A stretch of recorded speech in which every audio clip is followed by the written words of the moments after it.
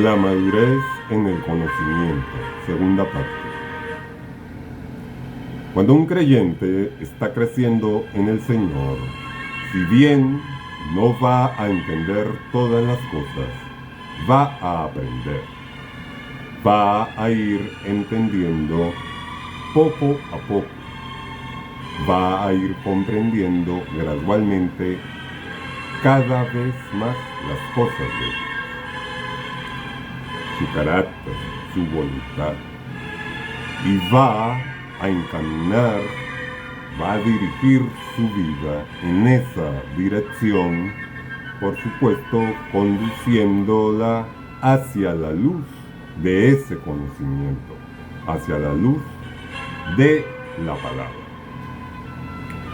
Eso es precisamente lo que debe hacer una persona que está creciendo en el Señor, lo que debe pasar con una persona que está creciendo en el Señor. Cuando el creyente comienza en Cristo, lo hace como un bebé. Pero este creyente no puede quedarse en esa infancia. Lamentablemente, es lo que sucede. Es el común denominador. Generalmente se quedan en una especie de infancia o adolescencia, hablando en términos espirituales, sin llegar a entender o a comprender bien la palabra de Dios.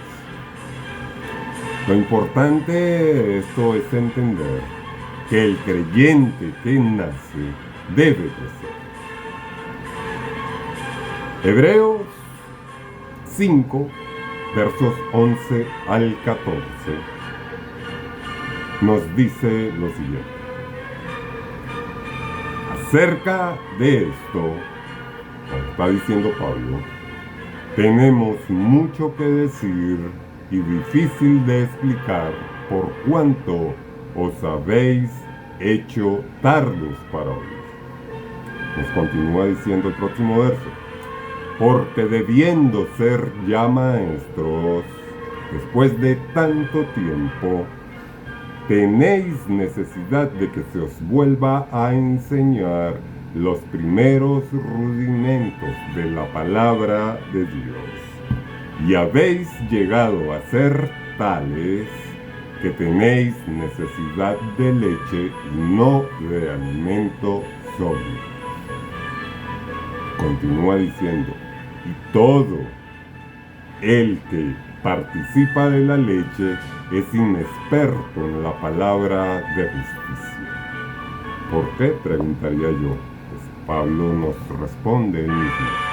Porque es niño, por cuanto es niño.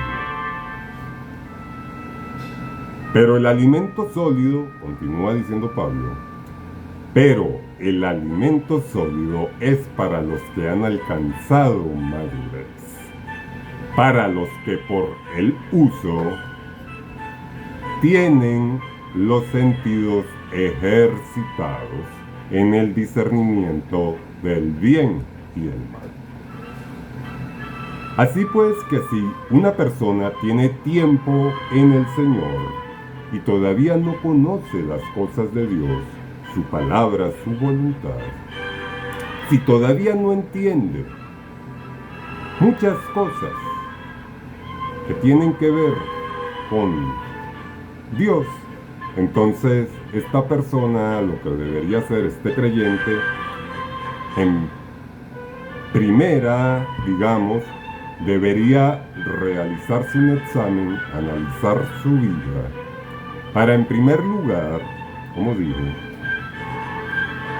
ver si realmente ha conocido a Dios.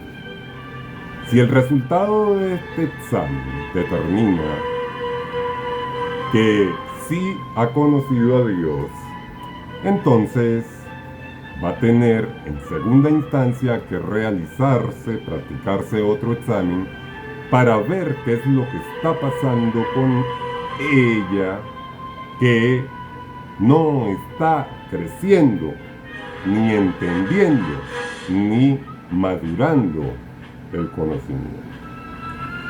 Entonces, ¿por qué? Aquí es donde vuelvo a citar las palabras de Pablo. Porque, debiendo ser ya maestros después de tanto tiempo, tenéis necesidad de que se os vuelva a enseñar. Pero no se trata, digamos, que no se trata solo de crecer en el conocimiento del aspecto, digamos, del aspecto simple de los fundamentos de la teología sistemática. Se trata realmente de que nuestras acciones estén reflejando a Cristo en nuestro diario vivir. Que esté reflejándose en nuestros actos, en nuestras acciones, su carácter. Es decir, que tenemos que llevar una vida caracterizada precisamente por una transformación gradual. Esto es a lo que la propia Escritura denomina santificación.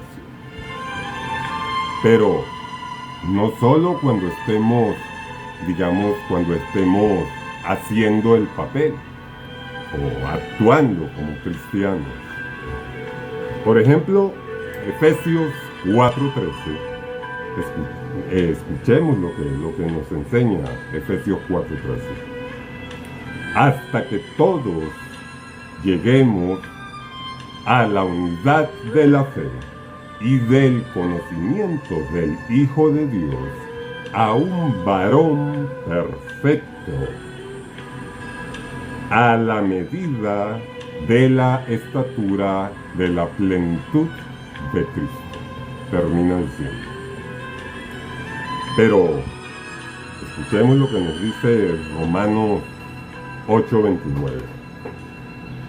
Porque a los que antes conoció, estoy citando, porque a los que antes conoció, también los predestinó para que fuesen hechos conforme a la imagen de su Hijo, para que Él sea el primogénito entre muchos hermanos. Pablo, el apóstol, exclama a la comunidad creyente en Galacia, a los ciudadanos gálatas, pudiéramos decir. Pablo les exclama lo siguiente. En Gálatas 4:19, nos ubicamos en Gálatas 4:19, cuando Pablo les dice justamente: hijitos míos, por quienes vuelvo a sufrir dolores de parto. Es decir, parece que no es la primera vez que le dan dolores de cabeza. Dice que por quienes vuelvo a sufrir dolores de parto, hasta que Cristo sea formado en vosotros. Esto se lo decía Pablo a los ciudadanos gálatas, por el hecho de que estaban dudando, digamos que estaban viviendo en una ambivalencia, discerniendo entre la ley y la gracia, entre la carne y el espíritu. El propósito de Dios, el propósito que Dios persigue es formar a Cristo en nosotros. Ese es el propósito de Dios. Y esa experiencia gradual debe irse reflejando en nuestro diario vivir, en nuestros actos, en nuestras acciones, incluso en las palabras, en las formas de pensamiento, en nuestro carácter y voluntad. ¿Cómo se ve eso preguntamos. Nos lo responde Gálatas 5, versos 22 y 23. Cito: mas el fruto del Espíritu es amor, gozo, paz, benignidad, bondad, fe, mansedumbre, templanza. Y termina diciendo el verso que contra tales cosas no hay ley. Efesios 5:9, por su parte, fíjense cómo recalca prácticamente lo mismo. Efesios 5:9, cuando nos dice: porque el fruto del Espíritu es en toda bondad, justicia y verdad. El resultado, por supuesto, como nos lo dice Efesios 4:13, ya lo leímos anteriormente, ya lo citamos, cuando termina diciendo ese verso precisamente que el propósito, el resultado es alcanzar la imagen del Hijo de Dios. Continúa el verso 14 diciéndonos lo siguiente: en palabra de Pablo, para que no seamos niños ya, que nos llevan de aquí para allá. Pero aún tenemos el 15. Escuchemos: sino que siguiendo la verdad en amor, crezcamos. Finalmente el 16: de quien todo el cuerpo, bien concertado y unido entre sí por todas las coyunturas que se ayudan mutuamente, según la actividad propia de cada miembro, recibe su crecimiento para ir edificándonos en amor. Este creyente que se está edificándose, que está creciendo en el Señor, él está participando del cuerpo de Cristo, está participando de la obra de Dios, está participando en el servicio a los demás. Es un creyente que no espera recibir sino dar, que no está esperando ayuda, sino que está al pendiente de ayuda, de cooperar. No se está mirando a sí mismo, sino que está mirando a los demás. Estas son, como bien cita el texto en el último verso leído, las coyunturas que se ayudan mutuamente. El otro punto que trata este mismo verso es el relativo a según la actividad de cada miembro, según la actividad propia de cada miembro. Y esto no tiene que ver, por supuesto, con lo que hacemos en el templo, sino además fuera de él.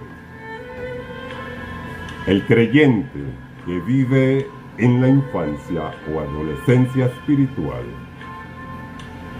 no crece, no participa. Por lo tanto, su cobertura mental, e incluso yo diría intelectual,